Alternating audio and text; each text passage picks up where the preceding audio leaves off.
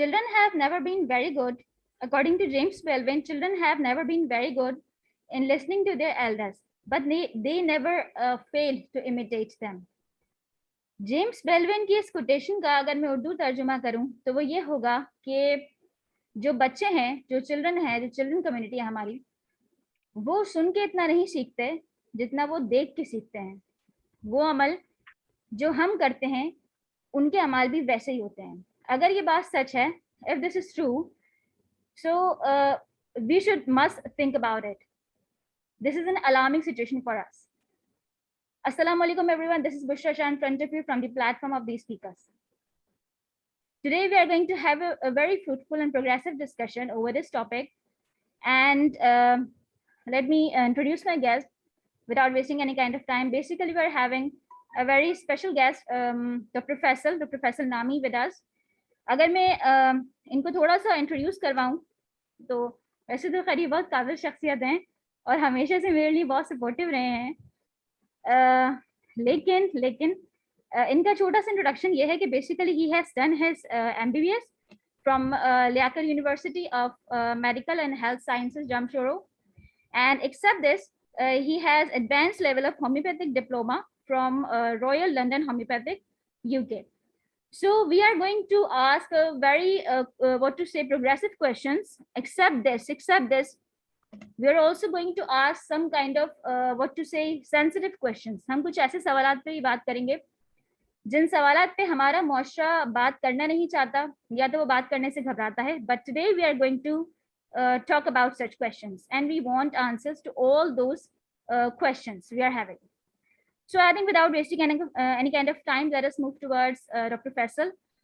तो अस्सलाम वालेकुम डॉक्टर साहब, कैसे हैं आप? वालेकुम सलाम. बस ठीक ठाक, अल्लाह का शुक्र.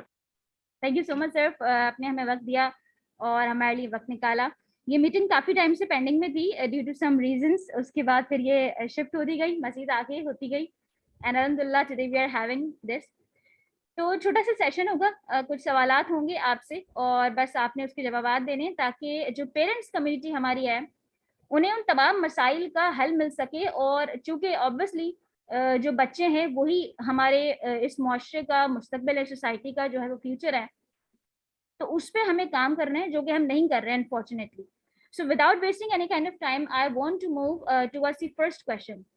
तो सर मेरा पहला जो सवाल आपसे ये है कि अगर हम माइंड डेवलपमेंट की बात करें या माइंड ग्रूमिंग की बात करें, यानी कि जहनी नशोनुमा की अगर हम बात करें, व्हाट डू यू थिंक कि कौन सी जगह से, कौन से इदारे से जो एक बच्चे की, एक शख्स की, एक वजूद की जो एक जहनी नशोनुमा है वो बेसिकली स्टार्ट होती है?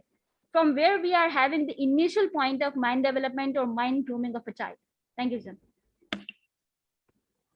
नहीं, इसका आंसर तो बड़ा बेसिक सा ही है, क्योंकि एक माइंड डेवलपमेंट और ग्रूमिंग जो स्टार्ट हो जाती है चाइल्ड की, वो उसके अपने घर से ही होती है और उसके पेरेंट्स मोस्टली फर्स्टली जो इन्वॉल्व होते हैं, सेकेंडली उसके सिबलिंग. तो फॉर श्योरली ये बच्चों का वो फेज होता है जिसको आप यूँ बोलते हैं ना, एक मोल्ड जब आप बनाते हैं तो उसकी जो बेसिक स्टार्टिंग है वो इस फेज से ही होती है. और इसका बड़ा इम्पैक्ट होता है कि आप किस तरह का उसको एनवायरनमेंट दे रहे हैं और इन फ्यूचर वो उस चीज़ का उसकी लाइफ पे डायरेक्टली इम्पैक्ट होगा. बिल्कुल जैसे आप स्टार्ट देंगे वो आगे चल के बिल्कुल वैसे ही बनेगा. ये उसकी बिल्कुल बेस है और वो उसके घर से ही होती है for surely. Okay sir, got your point. तो अकॉर्डिंग टू डॉक्टर फैसल, एक बच्चे की, एक वजूद की, वो वजूद जो कि मुआशरे में जाके अब अपना किरदार अदा करने वाला है, उसकी जो जहनी नशोनुमा की शुरुआत है वो बेसिकली उसके घर से ही होती है. तो आधे से ज़्यादा वही मसाइल जो हमारे घर से शुरू होते हैं वही सब उसकी जहन में जो फीड होते जाते हैं. तो सर दूसरा, बिल्कुल इसके अगेंस्ट आप जितना अच्छा इन्वायरमेंट देंगे, वो मसाइल की बजाय वो सॉल्यूशंस वाला बच्चा भी बन सकता है अगर आप उसको एक हेल्दी इन्वायरमेंट दें. बिल्कुल सर, बिल्कुल एग्जैक्टली वो इनके जो जेम्स पेनविल ने कहा कि वो जो देखेगा वही करेगा, एक्सेप्ट दिस कि वो जो सुनेगा वो करेगा. सर सेकंड क्वेश्चन मेरा आपसे ये है कि ये बहुत ही एक मसला पाया जाता है खास करके खवातीन में. चूंकि मैंने एक छोटा सा सर्वे भी किया था तो उसमें कुछ पेरेंट्स के क्वेश्चन मुझे रिसीव हुए थे, specially from the side of mothers के सेक्शन से. और उन्होंने कहा था कि बच्चा सर बात सुनता नहीं है, ये इसका क्या एक सॉल्यूशन है कि वो सुनता नहीं है। अब ना सुनने के पीछे क्या लॉजिक है, क्या हम सही से बता नहीं पाते, कह नहीं पाते, basically what's the problem, why the child is disobedient? Thank you sir. इसमें असल में आप जो क्वेश्चन करी ना, इसमें बेसिकली जो आपने वर्ड यूज की ना, इसके पीछे क्या लॉजिक है, असल में उस लॉजिक को नहीं समझते पेरेंट्स। बेसिकली बच्चा डिसोबिएंट नहीं होता, और ना शायद वो होना चाहता है, लेकिन इंसान की एक नेचर होती है चीज़ों को एक्सप्लोर करने की, वो उस एज से उस बच्चे में भी होती है। तो बहुत सी चीज़ें आप उनको चाहते हैं वो ना करें, लेकिन उसके अगेंस्ट उसकी नेचर है कि वो एक्सप्लोर करें। तो उस डिफरेंस को अगर आप नहीं समझ रहे होते तो आप उसको डिसोबीडियंट उसमें डाल देते हैं, जो कि डिसोबीडियंट नहीं होता, वो बहुत सारी चीज़ें लर्न कर रहा होता है। जैसे आप बोले उसको सीढ़ियों से नहीं उतरना, जो कि खतरनाक है, बिल्कुल खतरनाक होगा, लेकिन उस बच्चे को तो ये है कि मैं उतर के तो देखूं। तो अगेन अगेन वो डिफाइंड नहीं है, वो डिसोबीडियंट नहीं है, वो उसको बोलते हैं ना, जैसे अपने वो पर खोलना चाहता है, वो आगे बढ़ना चाहता है। हाँ, उसको अब कैसे डील किया जाए ये पेरेंट्स को सीखना होता है, ना कि उसको डिसोबिडिएंट लेवल का। ठीक है, तो मतलब डिसोबीडिएंट नहीं है, हमारे कहने का तरीका गलत है, जिस तरह हम समझाना चाह रहे हैं उसको, हमें तरीका हम उसको चेंज। परसीव गलत कर रहे होते हैं, फिर उसको लेबल गलत कर रहे होते हैं, और अगेन अगेन उसको हैंडल फिर इन द एंड हैंडल भी गलत कर रहे होते हैं फिर इस तरह से। अगेन अगेन आपने तो उसको डिसोबीडिएंट बना दिया, जबकि वो तो चीजें सीखना चाह रहा है, जो कि आपके हिसाब से उस वक्त उसको नहीं सीखनी। चले ठीक है, वो शायद वो स्टेज पे नहीं सीखनी चाहिए, लेकिन अगेन अगेन आप उसकी नेचर को आप उसको वो सप्रेस कर रहे हैं एक तरह से, जो कि गलत हो जाता है। बिल्कुल सर। ठीक सर।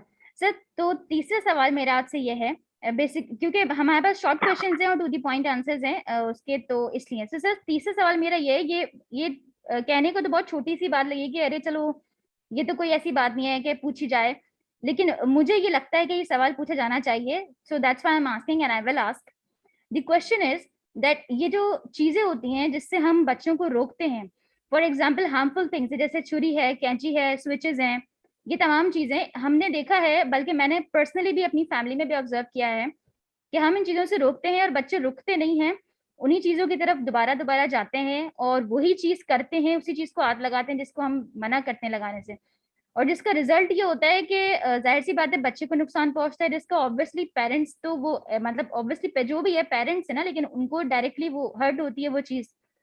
तो बताने का समझाने का तरीका सही नहीं है, या हम लॉजिक नहीं दे पाते हैं कि क्यों वो चीज गलत है, क्यों why shouldn't the child touch that gadget और नाइफ और anything else? Thank you sir. देखिए, पहली बात तो ये, वो तो है तो बच्चा ही, अगर वो समझ जाए तो बच्चा नहीं, बड़ी बेसिक सी चीज है। अगर वो समझदार हो जाए ना तो वो बच्चा ही नहीं रहा, फर्स्टली। और सेकेंडली, उसकी इतनी समझ नहीं है कि उसको पता चले कि ये चीज कितनी नुकसानदेह है। तो जो इसकी अप्रोच जो होनी चाहिए, फर्स्टली तो आप उसके एक्सेस से दूर करें चीजों को, कि जस्ट लाइक अगर बटन है तो आप उस पर टेप लगा दें, छुरी का है या कैंची या वट है, आप उसको ऐसी जगहों पे रखें जहाँ पे उसका एक्सेस नहीं हो, रीच नहीं कर सके। पर साथ साथ टाइम के साथ साथ आप उसको चीजें स्लोली एंड ग्रेजुअली आप समझाते रहें, और रिपीटेडली समझाते रहें कि ये नुकसानदेह है। लाइक छोटा बच्चा है तो आप उसको ना ना करते रहें, लाइक, लेकिन वो भी एक एक उसमें प्रॉपर मैनर में।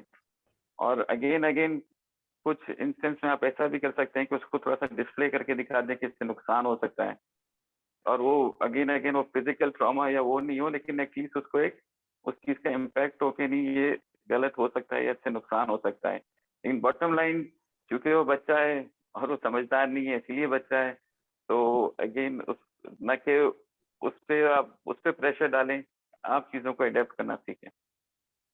ठीक सर, यानी कि बताने का तरीका चेंज करना पड़ेगा, समझाने का तरीका, लॉजिक देनी एग्जैक्टली पड़ेगी। एग्जैक्टली, लॉजिक देनी पड़ेगी, और ऐसी लॉजिक देनी पड़ेगी जो उसको समझ में आए, आपकी समझ से डिफरेंट होगा वो। डिफरेंट होगा, बिल्कुल सर। सर नेक्स्ट क्वेश्चन ये है कि कुछ लोग होते हैं एक्सट्रोवर्ट, कुछ लोग होते हैं इंट्रोवर्ट। तो इंट्रोवर्ट जो होती, ये जो है चीजें बेसिकली कुदरती होती हैं, जहां तक मेरी नॉलेज है, जहां तक मुझे पता है कि नेचुरली होती हैं। कुछ लोग इंट्रोवर्ट होते हैं, कुछ लोग एक्सट्रोवर्ट होते हैं। तो वो बच्चे जो कि इंट्रोवर्ट तो हैं, लेकिन मेरी खुद की एक फ्रेंड है, माशाल्लाह उसके 2 बेटे हैं, और ये सवाल बेसिकली उसी की जानिब से था जो कि मैंने छोटा सा सर्वे किया था उसमें।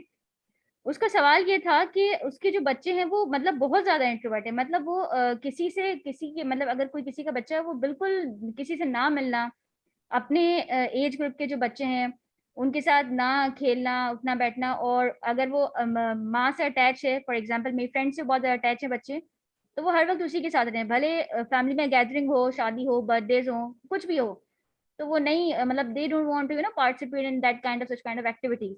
तो how to deal this type of situations?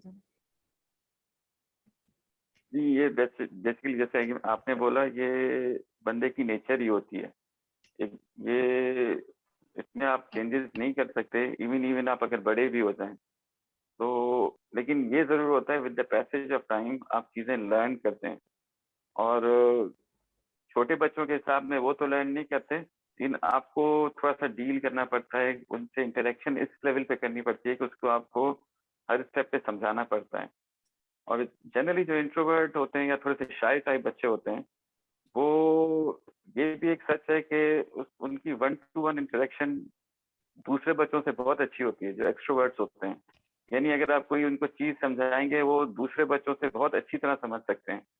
तो अगेन अगेन पेरेंट्स को बेसिकली ऐसे बच्चों को टाइम देना चाहिए। इन पे प्रेशराइज आप जितना करेंगे उतना इनका नेगेटिव वो आएगा, फीडबैक आएगा। तो again again no doubt parenting थोड़ा सा आसान नहीं होती है ऐसे बच्चों के साथ, लेकिन अगर आप स्लोली एंड ग्रेजुअली उनको समझाते रहेंगे तो वो स्ट्रोंगर हो जाते हैं। और ये बात बिल्कुल सच है कि इंट्रोवर्ट ज्यादा अच्छे ऑब्जर्वर्स हैं, इंट्रोवर्ट ज्यादा अच्छे लिसनर्स हैं, और वो चीजों को अप्लाई करने में भी ज्यादा अच्छे होते हैं। तो अगेन ये तो एक गॉड गिफ्टेड चीज है, लेकिन इसके स्किल्स थोड़े से डेवलप करने पड़ते हैं, जिसमें सबसे इम्पोर्टेंट उनके पेरेंट्स हैं। मोस्टली मदर्स ही होती हैं जिससे अटैच ज्यादा होते हैं मोस्टली। तो उनको थोड़े से उनके स्किल्स डेवलप करने पड़ेंगे, थोड़ा सा उसको स्पेस देनी होगी कि वो चीजें आहिस्ता आहिस्ता लर्न कर दे। ठीक सर, तो यानी कि ये एक प्लस पॉइंट है इंट्रोवर्ट्स लोगों के, जो इंट्रोवर्ट होते हैं, कि वो ज्यादा अच्छे लिसनर, ज्यादा अच्छे ऑब्जर्वर होते हैं, if I am not wrong. बिल्कुल बिल्कुल। ये नेचुरल वो एक है, कोई एक अच्छा, समझे एक ऐसा टैलेंट है, आप इसको एक्सप्लॉइट करें तो ये इन फ्यूचर उनके लिए बड़ा अच्छा भी है। सही। तो सर नेक्स्ट क्वेश्चन ये है कि जो मैंने बहुत ज्यादा देखा है, बहुत ज्यादा, और वो एक बहुत ही मुझे लॉजिकल सी चीज लगती है, लेकिन अब मोस्टली हमारी सोसाइटी में चीजें लॉजिकल ही हैं, क्या करें।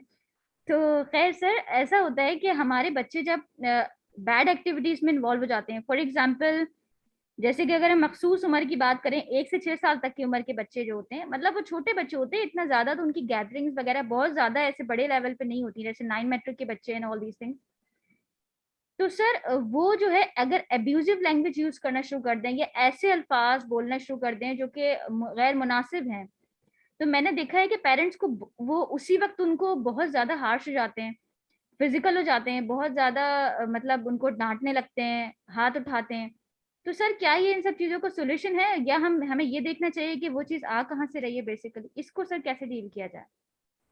नहीं बिल्कुल, इसका इसका आंसर बिल्कुल आपने दिया, लास्ट में दिया कि इस तरह से बच्चों को डील करने के लिए ना आपको पहले तो वो सोर्स ढूंढने जहाँ से वो ये चीजें सीख रहे हैं। That could be from the school, that could be जहाँ वो खेलने जा रहे हैं, दैट कुड बी वो पड़ोस में जहाँ उठ रहे बैठ रहे हैं। तो आपको पहले पहले तो वो सोर्स कट करनी है। बिकॉज अगेन अगेन वो बच्चा है, उसको तो जैसे हमने पहले डिस्कस किया है कि वो तो जो देखता है वो सीखता है। तो हम्म। आप उसकी वो सोर्स खत्म करें, यू नेवर नो वो जो टीवी देख रहा है या जो इंटरनेट पे जो देख रहा है वहां से सीख रहा है। तो बेसिकली इस चीज को टैकल करने के लिए फर्स्ट स्टेप तो ये है कि आपको वो सोर्स खत्म करनी है। और वो जब तक आप नहीं करेंगे वो बच्चा सही होगा ही नहीं, बिकॉज वो जब सोर्स कट हो जाएगी तो आप उसको Aahista Aahista back two is normal ला सकते हैं। तो अगेन अगेन इसमें जो सबसे ज्यादा कंसर्निंग चीज होती है कि पेरेंट्स उस सोर्स को समझें, उसको आइडेंटिफाई करें, और फिर उसको हिट करें या लाइक उसको किसी तरह से उसको खत्म कराएं, और फिर चीजें खुद ही रिवर्स हो जाएंगी। तो कोई इतनी मुश्किल बात नहीं है। ठीक सर, तो यानी कि अगर हम इसको कंक्लूड करें इसको, तो ये है कि हमें सोर्स को बेसिकली हिट करना चाहिए, उससे टारगेट करना चाहिए कि सोर्स क्या है, भले वो सोर्स हमारा घर ही क्यों ना हो। Am I right, you sir? Never know, घर हो सकता है आपका कोई नौकर ऐसा हो जो स्ट्रेस की बात ही कर रहा हो। तो अगेन यू नेवर नो, आपके घर में कोई ऐसा बंदा हो जो उसको वो उस पे लेके जा रहा है, ट्रैक पे लेके जा रहा है। बिल्कुल सर। सर नेक्स्ट क्वेश्चन मेरा आपसे ये है, जो हमारी सोसाइटी में तो बहुत ज्यादा देखा जाता है, हद से ज्यादा, चाहे आप अपर क्लास ले लें, मिडिल क्लास ले लें, लोअर मिडिल क्लास ले लें, और ये सारी जगह ये बात बहुत ही, मुझे तो बहुत ही ज्यादा इरिटेट करती है। सॉरी, शायद मेरा गुस्सा इस सवाल पे थोड़ा सा ज्यादा हो जाए, लेकिन वेस्ट में ऑल्दो ऐसा नहीं होता, और ये बात उनकी बहुत अच्छी है, साथ ही साथ उनकी बहुत सारी दूसरी अच्छी बातों के। तो सर वो बात ये है कि जब हम फैमिली गैदरिंग्स में जाते हैं, या इवन हमारे घरों पे छोटी छोटी फैमिली गैदरिंग्स होती हैं, वैसे भी हम मिलके बैठते हैं, तो सर हम जो 1 से 6 साल तक की उम्र के बच्चे जो होते हैं, जैसे कि जहाँ तक मेरी स्टडी है, तो इनका जो ऑब्जर्विंग पावर जो है वो बहुत ज्यादा होता है, बहुत जल्दी सीखते हैं, बहुत जल्दी कैच करते हैं। सर हम, ये हमारा बड़ा मसला है कि हम फैमिली में उनको लेके बैठते हैं और सारे मसाइल खानदान के हम उन्हीं के सामने डिस्कस कर रहे होते हैं, जिसके जरिए वो तमाम चीजें जो हैं, जो उनके जहन तक नहीं जानी चाहिए, या उनको नहीं पता होना चाहिए, उनकी नॉलेज में नहीं आनी चाहिए, ये उम्र नहीं है उनकी, तो वो पहुंच जाती है। फिर वो नेक्स्ट गैदरिंग्स में बेदहानी में बोल देते हैं, तो फिर हम उन्हीं पे हाश हो जाते हैं। तो सर बच्चों का कहाँ होना है और कहाँ नहीं होना, कौन सी बात उनके सामने करनी है, कौन सी बात नहीं करनी, सर इसमें ये वाला फैक्टर भी ऐड कर दीजिएगा, जो ये जो पेरेंट्स होते हैं, जो अगर इनमें क्लैश हो जाता है, लड़ाई वगैरह हो जाती है, ये जो बच्चों के सामने स्टार्ट कर देते हैं सारा कुछ, ये लड़ना वड़ना, ऑल दीज थिंग्स, तो ये फैक्टर भी जरा इंक्लूड कर देंगे। ये इज इट ओके, ये नॉर्मल है, या फिर इस पे काम करना चाहिए, इसे एलिमिनेट करना चाहिए सोसाइटी से? ये तो बिल्कुल काम करना चाहिए, ये तो बड़ा नेगेटिव इम्पैक्ट है इन चीज़ों का। फर्स्टली जो आपने बोला कि बच्चों के सामने ये चीज़ें डिस्कस करना, तो अगर आप बच्चों के सामने डिस्कस करें तो पहली बात, बच्चों का तो कसूर ही नहीं ना, कसूर तो आपका है। आप क्यों उनके सामने डिस्कस करें? ये तो आप लोगों को समझना चाहिए, लाइक जो जो इसके सामने, बच्चों के सामने इस तरह की चीज़ें डिस्कस करते हैं, और बिल्कुल ऐसा मुमकिन है कि वो कल को वही बात वो किसी और के सामने कर दें जो आपके लिए एम्बैरेसिंग हो जाएगी। तो अगेन अगेन ये पेरेंट्स के एंड पे गलती है, पेरेंट्स या जो भी बड़े हैं उसके, ये इसमें तो बच्चों का कोई कसूर नहीं है, बिल्कुल सर। 100% कोई कसूर नहीं है। सेकेंडली, सेकेंड जो आपने पॉइंट पूछा ना कि अगर पेरेंट्स लड़ रहे हैं और बच्चों पे इम्पैक्ट, बच्चों पे इतना डेविस्टेटिंग इफेक्ट होता है, आप सोच नहीं सकते। बच्चों को इवन मैंने वो बीमारियां होती देखी हैं जो आप उम्मीद ही नहीं कर सकते कि इस बच्चे को हो रही होगी, जस्ट बिकॉज पेरेंट्स लड़ रहे हैं फॉर वट एवर रीजन। तो मुझे याद है कि कुछ ऐसे पेशेंट्स होते हैं जिनके फादर ड्रंक रहते हैं, फादर मदर लड़ाई कर रहे हैं, और वो बच्चे, इतना नेगेटिव उनका माइंड हो जाता है कि वो अगर वो एक्सप्रेस अपनी चीजें ना भी कर रहे हो, पर वो उनको बीमारियां क्रिएट हो जाती हैं। तो ये तो बहुत बहुत गलत है। बल्कि उससे बेहतर होगा या तो वो सेपरेट हो जाएं, वो ज्यादा अच्छा है, ना कि उसको वैसे डिस्ट्रॉय कर रहे होते हैं। या सेपरेट होना भी एक वाला की वो है चीज, लेकिन नो डाउट बहुत बहुत नेगेटिव इम्पैक्ट है, बहुत ज्यादा। बिल्कुल सर, बिल्कुल। और सर इसी वजह से वो डिप्रेशन में भी चले जाते हैं, एंजाइटी, और फिर जो यूथ की बिल्कुल, एज में आते हैं तो वो सुसाइड केसेस, और ये तमाम भी मेरे ख्याल इसी का नतीजा है सारा कुछ। ये चीजें ना, इस चीज के लिए मैं जरूर बोलूंगा, पहला वाला आंसर तो चले हमारे यहाँ ज्यादा कॉमन है, ये दूसरा वाला इशू यूरोप में ज्यादा कॉमन है, या उस मुआशरे में ज्यादा कॉमन है। ये पेरेंट्स एक दूसरे को अब्यूज कर रहे होते हैं, और वो साइकोलॉजिकल इम्पैक्ट बच्चों पे जो होता है, ये केसेस थोड़ा सा उस मुआशरे में ज्यादा है। बिल्कुल सर। सर नेक्स्ट क्वेश्चन जो है मेरा, बेसिकली थोड़ा सा एजुकेशन को टच करता है। सर पहले तो हमारे पास टोटली फिजिकल क्लासेस होती थी, इन पर्सन क्लासेस जैसे होती थी ओनली, कोविड से पहले तो ऑनलाइन का कोई ऐसा सिस्टम हमारा था नहीं। कोविड के बाद से सर ये ज्यादातर सिस्टम आप देखते हैं ऑनलाइन पे शिफ्ट हो गए, शॉर्ट कोर्सेज हैं, स्कूल्स हैं, ट्यूशंस हैं, ये तमाम चीजें, ज्यादातर अब जो चीजें हैं वो ऑनलाइन पे आ रही हैं। तो सर सवाल ये है कि जो ये इलेक्ट्रॉनिक गैजेट्स हैं, जैसे कि हमारा लैपटॉप है, टैबलेट है, फोन है, एप्लीकेशंस है, सर ये जो है चीजों को, मुझे एक तो ये एक बड़ी कंफ्यूजन है पर्सनली भी, कि आया हमें की चीजें बच्चों को देनी चाहिए या नहीं देनी चाहिए, क्योंकि सर आज के दौर में अगर हम नहीं देंगे तो बहुत सारी इनकी क्लासेस जूम पे होती हैं, शॉर्ट कोर्सेज होते हैं, ये तमाम चीजें हैं, फिर एक कार्टून्स वगैरह बहुत देखते हैं वो, ये तमाम चीजें हैं। तो सर ये 1 से 6 साल तक की उम्र के जो बच्चे होते हैं, जो कि आप भी इस बात से आई थिंक एग्री करेंगे कि वो बहुत ज्यादा जल्दी सीखते हैं, और फिर इंटरनेट पे तो हमारे पास हर तरह का स्टफ आता है। इसके अलावा सर आईसाइट इश्यूज भी हो जाते हैं। मेरी खुद फैमिली में बहुत से बच्चे ऐसे हैं जो कि बहुत छोटे हैं, और उनको दे आर यूजिंग स्पेक्टिकल्स, तो मतलब मुझे थोड़ी हैरत होती है कि स्टिल मैं चश्मा नहीं लगाती नजर का, और वो लगाते हैं बच्चे, वो बहुत छोटे हैं जबकि। तो सर ये देनी चाहिए इनको ये चीजें अभी यूज में, या नहीं देनी चाहिए? अगर नहीं देंगे तो फिर जो ई लर्निंग का प्रोसेस है हमारा, वो फिर हमारा डिस्टर्ब होगा। तो इसको कैसे डील किया जाए सर? ये मेरा नहीं ख्याल इसका कोई बहुत बड़ा इम्पैक्ट होगा अगर आप नहीं देंगे, बिकॉज अगर आप स्पेशली हम अर्ली एज की बात करें 1 to 6 की ना, तो अगर आप 6 ईयर्स के बाद भी उनको गैजेट दे देंगे ना, उनको कोई देर नहीं लगेगी उस चीज को समझने में भी। और सेकेंडली जो है ना, अगर आप इतनी अर्ली एज पे दे देते हैं तो इन बच्चों को बाकायदा एडिक्शन हो जाती है। और उस एडिक्शन का इम्पैक्ट क्या होता है कि वो बहुत अर्ली एज पे उनके ग्लासेस तक लग रहे होते हैं। और सिर्फ ये ग्लासेस तो एक चीज है, उसके और भी बहुत सारे इश्यूज हो रहे होते हैं। और जैसे अगर हम अब्यूसिव लैंग्वेज के पीछे बात कर रहे थे, तो वो और इस तरह की चीजें भी बच्चे बहुत सी बार यहीं से सीख रहे होते हैं। और अगेन अगेन, अब किसी चीज की जब एडिक्शन हो जाती है, आप उससे बाहर निकालना इट्स ऑलमोस्ट इम्पॉसिबल। और वो पेरेंट्स, नो डाउट बहुत से पेरेंट्स अपनी जान छुड़ाने के लिए बच्चों को स्क्रीन टाइम ज्यादा बढ़ा देते हैं कि चलो हम अपने काम कर लेते हैं या वॉट। लेकिन इन एट द एंड वो एक तरह से स्टक हो जाते हैं कि अब उसको आप बच्चों को पीछे कर ही नहीं सकते। तो इसका हल सिर्फ सिर्फ यही है कि आप फ्रॉम द बिगिनिंग आप इसको बिल्कुल लिमिटेड रखें, या ना भी हो तो वो भी अच्छा है। क्योंकि अगेन अगेन आप इसको जिस एज में देंगे, 7 8 9, ये विद इन डेज चीजें सीख जाएंगे। तो वो तो कोई इशू नहीं है, पीछे नहीं रहते। लेकिन हाँ, जितना इसको मिनिमल होगा उतना अच्छा ही है। ठीक स्पेशली सर। 1 to 6 एज पे तो मिनिमल हो। ठीक सर, यानी कम से कम इस्तेमाल रखा जाए, और जो जो इस्तेमाल हो रहा है उसमें देखा जाए, चेक एंड बैलेंस रखा जाए कि क्या देख रहे हैं। इवन इवन ना, इससे आपके ब्रेन की डेवलपमेंट पे भी इम्पैक्ट होता है। ये जो आपके जो स्पेशली यूरोप वगैरह में तो मना करते हैं, अगर आप बच्चे को फोन दें भी अगर अगर तो उसको एरोप्लेन मोड पे करके दें, ताकि उसके सिग्नल उसमें ऑफ हुए हुए हों। क्योंकि अच्छा। इन चीजों का डायरेक्ट इम्पैक्ट होता है माइंड की ग्रोथ पे, फिजिकल उस पे ग्रोथ पे। ठीक सर। सर नेक्स्ट क्वेश्चन, थोड़ा सा मैं उसके बारे में बस यही कहना चाहूंगी, जो अगला सवाल है वो शायद बहुत सारे लोगों को लगे कि वो करना चाहिए, बहुत सारे लोगों को लगे कि नहीं है, हमारे यहाँ नहीं होते ऐसे सवालात। लेकिन मैं सिर्फ छोटी सी एग्जांपल इसकी यही दूंगी कि अगर किसी को कैंसर हो जाता है तो फॉर एग्जांपल, तो अल्लाह ना करे, तो वो उसका इलाज करवाता है बजाय इसके कि वो उसे होने दे, तो वो पूरे जिस्म में फैलता जाता है। तो कुछ टॉपिक्स भी, कुछ मसाइल भी हमारे यहाँ बीमारी की तरह है, जिस पे हम बात नहीं करते, वो फैलते जाते हैं। और इसी वजह से हमारी सोसाइटी में आजकल जो है वो केसेस बहुत ज्यादा बढ़ गए हैं। तो ये कुछ ऐसी बीमारियां हैं जिसका अगर हम इलाज नहीं करेंगे तो ऑब्वियसली नुकसानदेह होंगी। सर सोशल हेरासमेंट, ये कि जो हमारा जो बच्चों का एक जो होता है कि सेक्शन जिसमें आप चाइल्ड अब्यूज के सेक्शन में आता है, should we have some kind of sessions with them in which we should teach them about good and bad touch, and should we teach them के किस तरह सारी चीज को हैंडल किया जाए? ये जो चाइल्ड अब्यूज होती है, हेरासमेंट केसेस होते हैं स्कूल्स में, बैंड्स में, अभी रिसेंटली कुछ दिन पहले भी मैंने एक केस इसका देखा था कराची में। तो सर इस सेक्शन को किस तरह डील किया जाए? कि अब बात होनी चाहिए इस टॉपिक पे, या बस जाने देना चाहिए ऐसे? इसमें बात तो बिल्कुल होनी चाहिए, इससे इनकार नहीं है।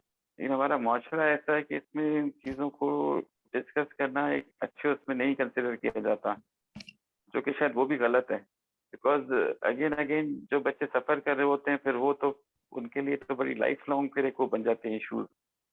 तो नो डाउट इसमें बिल्कुल डिस्कस करना चाहिए। और शायद सबसे अच्छा जो डिस्कस कर सकते हैं लोग, वो उसके इमीडिएट पेरेंट्स ही हैं।